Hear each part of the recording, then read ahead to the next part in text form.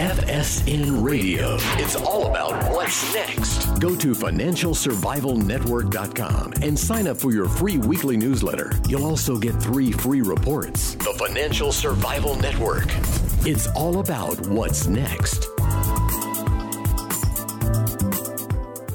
Welcome. You are listening to the Financial Survival Network. I'm Kerry Lutz. November 8th, 2017. End of the year coming right up. I'll bet you don't know what the best performing instrument or investment for 2017 is. I'll give you a hint. It starts with a B. Hey, housekeeping matters. Join the show. Your voice matters. Send us an email. KL@KerryLutz.com. The Twitter feed's at Kerry Lutz. So Bitcoin, new high. It seems to always be making a new high. Is that a cause for concern? Well, Andrew Hoffman, CryptoGoldCentral.com is here now. Andy, good morning. Yes, good morning. A cause for concern. It's the best thing that could happen to the world because it's going to be usurping the fiat monetary system, which has caused such political, economic, and social havoc for centuries, let alone this one, the first time we've ever had every country in the world on fiat currency for the last 4 or 5 decades. And where has it got us? Record debt,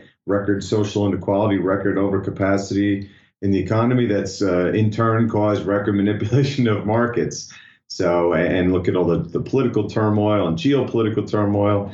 It's the best thing imaginable. And by the way, you say it's the best performing asset this year. Well, with the exception of 2014, because of the Mt. Gox crash, Bitcoin has been the best performing asset for the past 7 years, 2011 through 2017. Yeah, I actually did know that. And when I heard about it, it was $7. It's now $7,500. That means it's gone up nearly 1,100 fold from when I first heard about it, which was around 2010. So I think it's probably the best performing investment of all time. How many other, well, if you call it an investment, a speculation, how many other investments or speculations have gone up 1,100 times, Andy? Right. And pretty soon it won't be a speculation anymore now that it's becoming more mainstream. We just hit, I've been talking about for some time, the $100 billion market cap level, which causes all the institutions to be investable to all the institutions. And that was when we hit 6,000.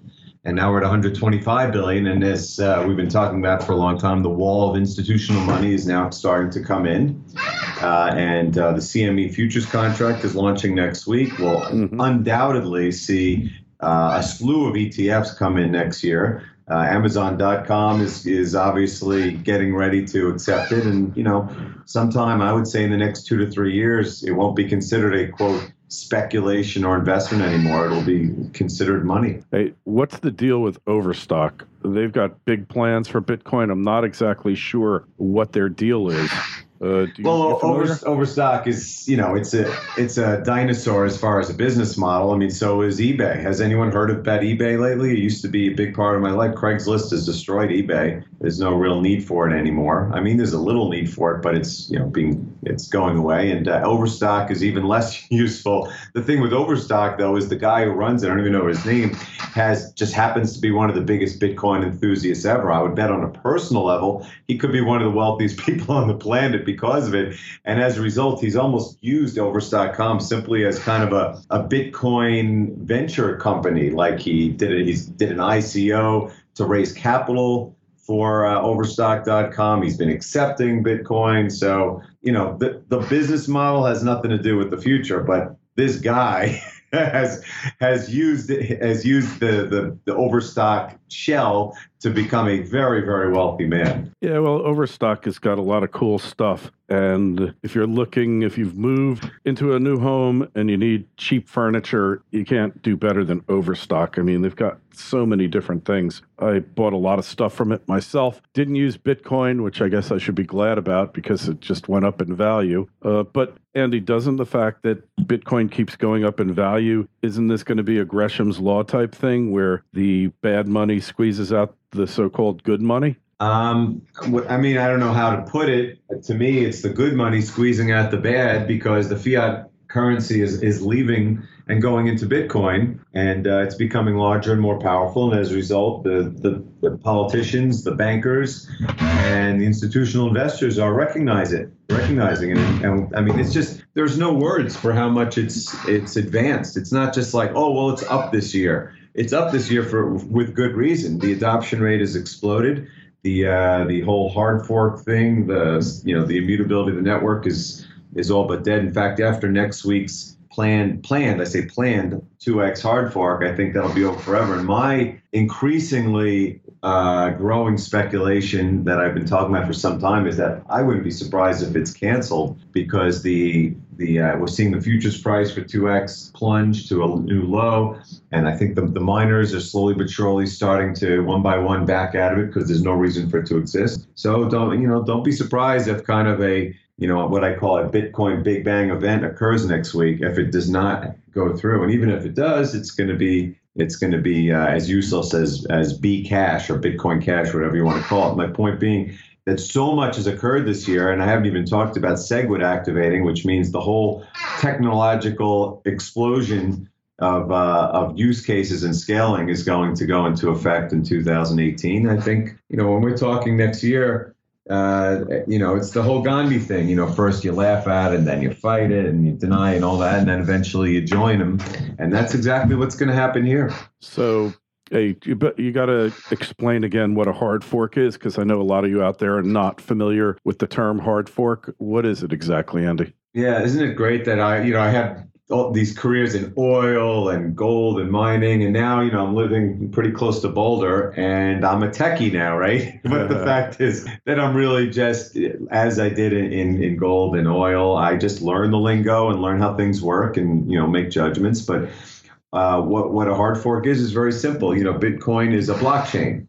It's the blockchain, and what happens is if someone decides, and this is no different from anything in any software, if someone decides, hey, I would like to make a slight change to this software protocol, but since the chain keeps going, I'm going to have to fork off from this point and have a new chain that is almost like the first one, except it has these slight little changes in it.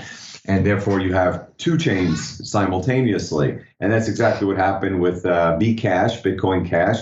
And it's exactly what happened with Bitcoin Gold, or B Gold, which just forked off about a week ago, and it's going to go live any day now. And before it happened, we had no precedent for this. I mean, we had a precedent in Ethereum. It was a little different because Ethereum is very centralized, and the decision was kind of made by the quote CEO. Here, the fear was, well, these guys say they want to be the real Bitcoin. They're going to split off, and it's going to split everything in half, and it's going to cause the value of both to go down. And what happened with Bcash was it just got shrugged off. People didn't care. Bitcoin got stronger because people realized, oh, well, I mean, yeah, you got this altcoin called Bcash, but it had no impact on Bitcoin. This new one, this 2x, SegWit 2x, is even more malicious than Bcash, in that the people are trying to take the Bitcoin name, and they're not offering what's called replay protection. So they're almost trying to scare people onto their chain. It's really, really bad stuff. But the fact is that with each passing day, it's looking like there's no real support for this thing. So if they go through with it, it's going to be a big disaster. And if they don't go through with it, which would be the best thing, it's going to be even better. I mean, it's a win-win situation for Bitcoin. And the point is, now that the ICO market is kind of on ice for a while because it became this crazy .com-like mania, completely unregulated, scams everywhere, the new way of creating what we call altcoins, meaning any cryptocurrency that's not Bitcoin, is to hard fork off of a popular chain. It just happened with Ethereum. It's happened now twice for Bitcoin. It's going to happen a third time if 2x goes through. You'll see it happen in the other bigger coins like Litecoin, or I mean, there's not that many of them. And really, it's just a way of creating a new coin. But as we've learned this year, and it's a big reason why the price has gone up, it has absolutely no impact on the main chain. Really? So who are the people that say, let's do a fork, or fork you, in other words? Well, that's the beauty of it, because we talk about how this year it's been a speculation, or for years, because there's so much risk in it, so many things that could go wrong. But this year it's changing because the price is higher. The amount of the players are bigger inside of it. We've had all these tests to the immutability of the chain, to to the its censure resistance, like when the Chinese try to ban Bitcoin trading, to the point where people who try to do this stuff don't have as much impact. I mean, as recently as 6 months ago, there was some attempts to say, well, we're going to take it over, and it made the price crash because everyone was scared. So, but that doesn't really happen much anymore. This 2X hasn't had any impact. And the point is, it used to be kind of big players in the Bitcoin community. There's a guy, Roger Ver, he used to be called the Bitcoin Jesus. Now they call him the Bitcoin Judas because he was such a big fan. And then he kind of got in with some of the big Chinese miners, to the point where it almost feels like Bitcoin Cash, which kind of haphazardly came on at the last second, and then the SegWit 2X are almost like more pumping up schemes than anything else, because there's really no ability for any single person or group, including the biggest miners or the biggest investors, as we're learning, because that's what 2X is about, to have an impact. So yes, it was basically some of the bigger players in the Bitcoin community trying to throw their weight around at a point where they could throw their weight around. For instance, it's similar, but it's different. There's a guy in our sector named Tone Vays. You should probably get an interview with him if you could, because he's amazing. And he's probably one of the biggest well-known guys in the sector. He's on the World Crypto Network, which, by the way, I am now part of. If you go to the World Crypto Network's YouTube channel, and he kind of every time he'd make a technical analysis prediction, it would come out correctly. And his most recent technical analysis prediction, like this week, has been, we hit a top at 7,500, which used to work. But now all this institutional money is coming in that I'm watching Max Kaiser, who was saying, you know what? It's not going to go below 7,000. The Wall Street put is in. Wall Street won't let it go below there. And guess what? He was the one who turned out to be right, because now the players are getting bigger. We're going to have futures contracts and ETFs and institutions and billionaires and governments are going to be buying in, to the point where no one will even be able to even try a hard fork anymore, unless they're simply doing what's called a friendly fork, like B-Gold, where, yes, we want to start an altcoin. The ICO market doesn't really work. This is what we're going to do. And everyone will go, good, start your own fork. No one cares. There's nothing to do with contending with Bitcoin. It's just a means of starting a new altcoin. Mm-hmm. Interesting. So where's this thing ending here, Andy? Is it going to infinity? Well, put it this way. I have said that, and again, I'm at CryptoGoldCentral.com. Get a free 7-day trial. You will love it. It is really amazing. I mean, I put up almost 500 posts. I've been in business not even 2 months yet. Amazing. But where does it end? I've said in an article 2 months ago when I just started, I said it literally has the ability to go to $1 million a coin without hyperinflation. I mean, gold could get there with hyperinflation, in which case it wouldn't really be meaningful. But I'm talking about real terms. This is like as Max Kaiser, we were talking about him, put it, it's the first new asset class in hundreds of years. It's an actual, real, gigantic asset class that is now part of the world, and it's still just 125 billion in market cap. So where does it end? I mean, God, yesterday I wrote an article called "The Upcoming Bitcoin Gold Flippening." There's $8 trillion of quote market cap of gold in the world. There's 125 billion of Bitcoin, and I believe at some point they're going to pass each other.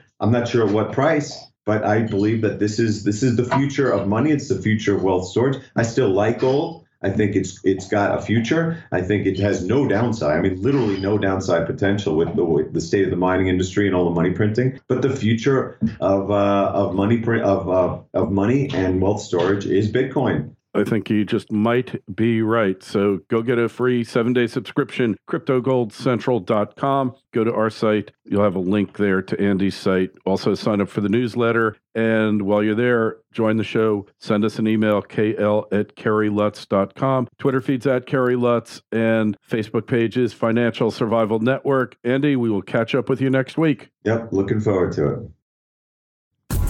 FSN Radio. It's all about what's next. Go to FinancialSurvivalNetwork.com and sign up for your free weekly newsletter. You'll also get 3 free reports. The Financial Survival Network. It's all about what's next.